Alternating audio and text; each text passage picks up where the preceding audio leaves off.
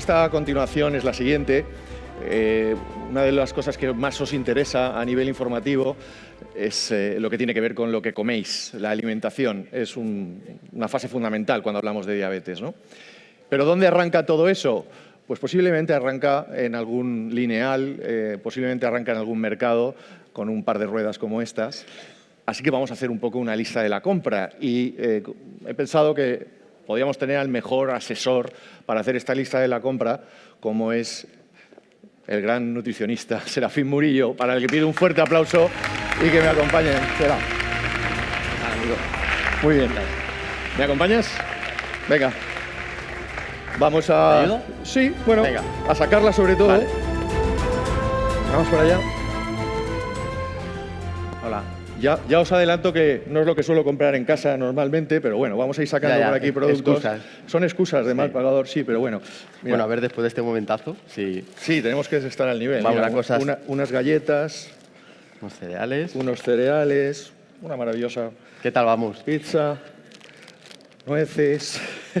Te quería preguntar por la importancia, ¿no?, de empezar la gestión de la compra, la importancia de montar una dieta. Arranca, evidentemente, Sí, en sobre el todo, inicio, ¿no? a ver, con el hambre que seguramente tenemos ahora es un poco más complicado hacerlo y tenemos muchos prejuicios, mucha información, muchos mitos, leyendas, bulos y sobre todo también una mochila añadida que es la de tener que hacer la compra con la diabetes y pensando en ella también, no solamente con toda la información, las apps que pueden medir si es bueno, si es malo, si es horrible, si salta la alarma porque es muy malo, pero también esto cómo influye en la diabetes, en la glucemia, incluso en lo más del día a día, desde el control glucémico, el postprandial o en cualquier caso. ¿Y Sera, qué es lo primero que tenemos que tener en cuenta a la hora de hacer esa lista de la compra? Pues es muy complicado, pero hay que decir algo. En el caso de la diabetes, vamos a poner alguna presentación aquí.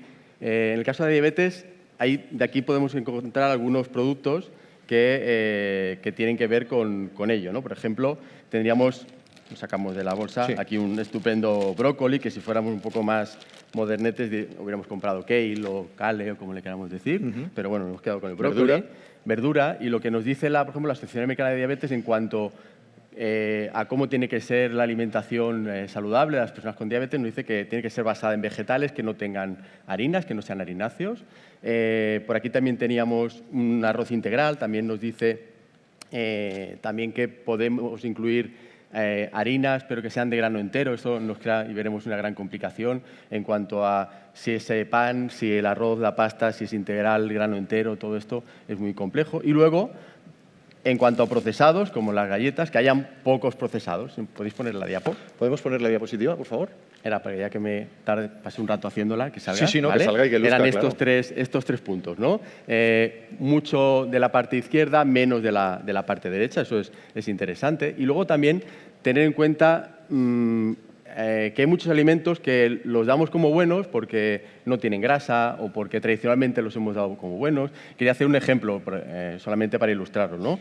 Cuando hablamos de comida basura, fast food o productos superfluos o ultraprocesados, a veces no incluimos alimentos como una galleta María. ¿Por qué? Pues porque alguien sabe decir para tratar una hipoglucemia que se ha dado toda la vida un zumo y 2 galletas. Y porque como es media ración va muy bien para antes de ir a dormir por si la bajada. Pero al final, como veíamos, una galleta tiene una composición similar a la bollería y la estamos dando en los hospitales a media tarde unas galletas con el yogur, etcétera, ¿no? Este blanqueamiento, en el caso del señor anaranjamiento, esto tendríamos que intentar que no fuera a luchar contra estos mitos, contra esta información que está sesgada. Hablas de información, la información normalmente de estos productos suele estar en las etiquetas y ahora vamos a abrir ese debate. Exacto, sí. ¿Cómo debemos leer una etiqueta nutricional? Y yo mientras voy enseñando, pues mira, no sé, por ejemplo... aquí la tenemos mira, qué coincidencia. Mira, qué coincidencia. Sí, que haya salido la misma. No estaba preparado. No estaba nada preparado, pero... claro, ¿de ahí qué mirarías de la etiqueta? A ver, tenemos una vista un poco difícil, pero de la derecha, que es lo que acostumbramos a mirar, ¿qué le damos más importancia en la diabetes?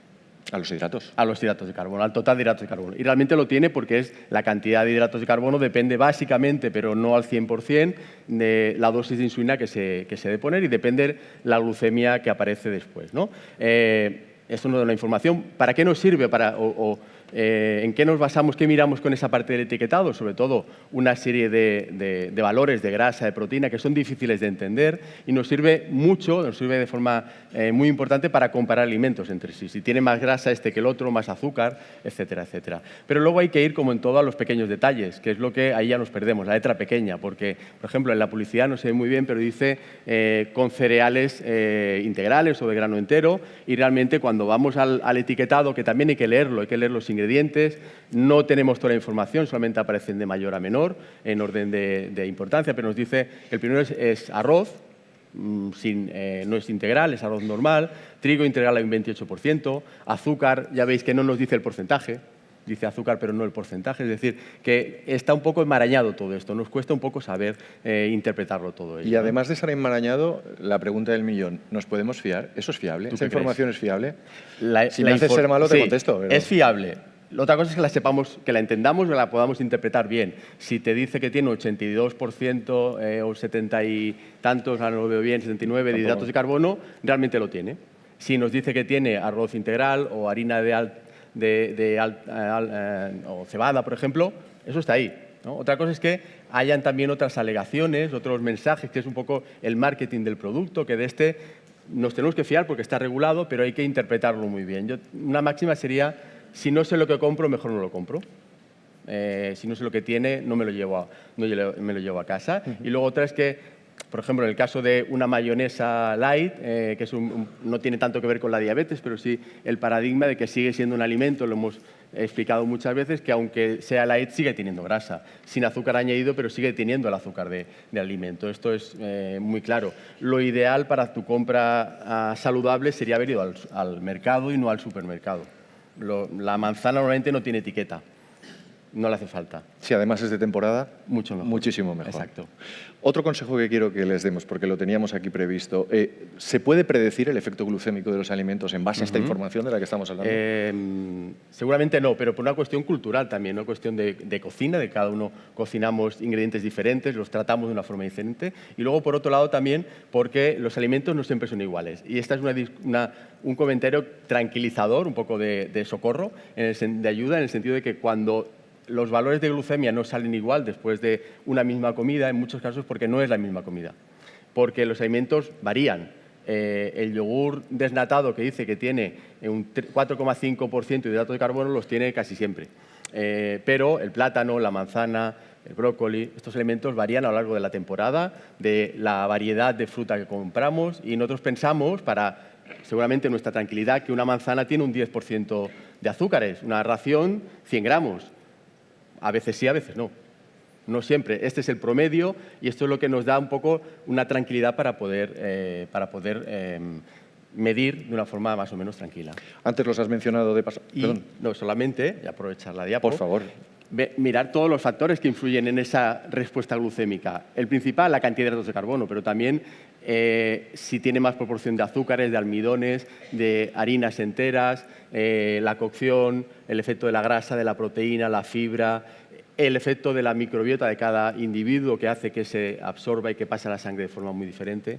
Bastante complejo, pero para eso tenemos la información, por ejemplo, de sensores, de glucemia capilar postprandial, para poder atajar lo que en mí me pasa. No importa mucho cómo le hace una hiperglucemia o no la paella a otra persona, sino qué me pasa a mí en mi caso. Al final, lo que hemos dicho muchas veces, ¿no? Cada diabetes es un mundo. Exacto. Cada diabetes depende de una persona. Los has mencionado antes de pasada, los famosos hidratos de carbono. Sí. ¿Qué podemos decir de los hidratos de carbono que algunos tenemos por aquí? Lo primero, cada vez lo vemos más y cada vez, por suerte, la ciencia va avanzando y que nos dice también. Yo tendría dos frases, ¿no? Que si queréis las podemos repetir todos juntos, que serían, ¿empezamos? Venga. Que sería, no hay que comer siempre muchos hidratos de carbono. ¿Queréis repetirlas? No siempre hay que comer muchos hidratos de carbono. ¿Os animáis a repetirlas? ¿Animáis? Venga. Una frase un poco mal construida, pero no hay que comer muchos hidratos de carbono. Vale. ¿A la de 3? Venga. 1, 2 y 3. No hay que comer muchos hidratos de carbono. Perfecto. La siguiente. He vuelto al colegio de repente. Venga, la siguiente. Tampoco hay que comer pocos hidratos de carbono. Vale. Tampoco hay que comer pocos hidratos de carbono. Exacto. Vale, venga, va. 1, 2 y 3. Tampoco hay que comer pocos hidratos de carbono. Perdona por el No, es el colegio abuso, absoluto. Pero la idea cuál es, que cada uno coma lo que quiera, lo que le guste, lo que le vaya bien. Porque muchas veces tenemos la tendencia a poner rutinas que son más complejas a la larga de lo que parece. No es solamente el hecho de dar una dieta, no es solamente dar un papel. Eso condiciona enormemente el estilo de vida, la satisfacción, la estabilidad emocional, que Iñaki o Gemma nos podrían hablar de ello, de la persona, la familia, el entorno y mucho más. Con lo cual hay que ser muy responsable en todo ello y ajustar la cantidad de esos hidratos de carbono a lo que cada persona necesita, que igual es lo difícil, poderlo ajustar, poder personalizar. Esto sí que es complicado, ¿no? En esa clasificación inicial que hacías, hablabas de hidratos de carbono y tal, y hablabas también de proteínas y de grasas. Sí, espera, te corto un poco solo. Dos apuntes. Qué mal lo estoy haciendo. Dos apuntes. Es que vamos muy rápido. Lo que sí que sabemos es que hay hidratos de carbono. Si ayer teníamos por aquí unas lentejas, nos han quedado en el bote. Sí, se me habrán quedado por aquí. Se han quedado ahí. Pero sí que es cierto que dentro de los hidratos de carbono no tiene nada que ver una lenteja con un pan blando, porque su efecto glucémico va a ser muy diferente, hasta el punto de tener que inyectar la insulina antes de un alimento o no tan antes de otro alimento como las lentejas, que tiene una absorción muy lenta.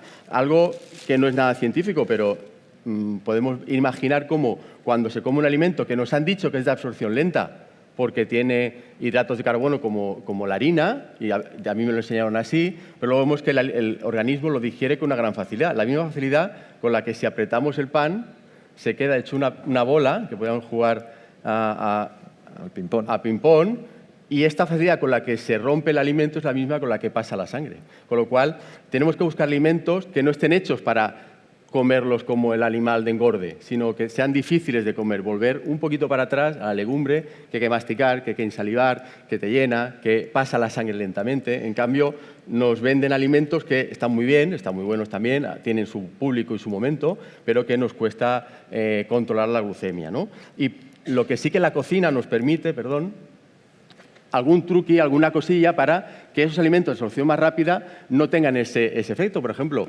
estudios, mira, en rojo, aquí tendríamos la curva glucémica de tomar 50 gramos de glucosa. En cambio, solamente cuando se toma pan blanco tiene casi la misma, en naranja.